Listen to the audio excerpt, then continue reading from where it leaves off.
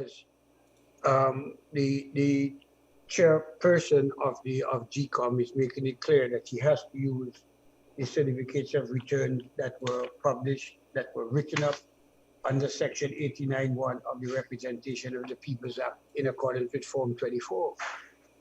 And that's, and just to make sure, because there's going to be some discussion about valid or whatever have you. Paragraph 2, total valid votes for all lists.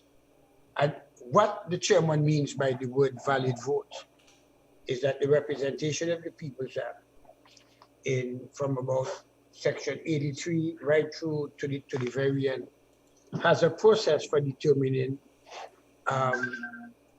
put it in the negative, what are the invalid votes? Because votes, I mean, every vote cast is presumed to be valid unless questioned during the count before the presiding officer, and he puts them in an envelope and he says question, and his decision on these questionings are final, subject to review by the returning officer.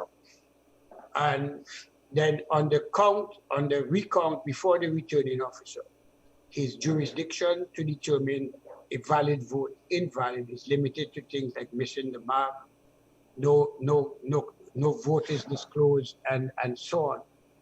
So the chairman, and I'm giving a longer explanation than normal so that the listeners understand that she's not asking about the valid votes that the chief elections officer was speaking about.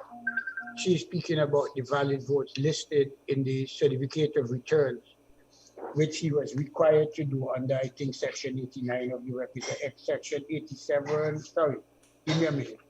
Section 89 of the Representation of the People's Act in accordance with Form 24.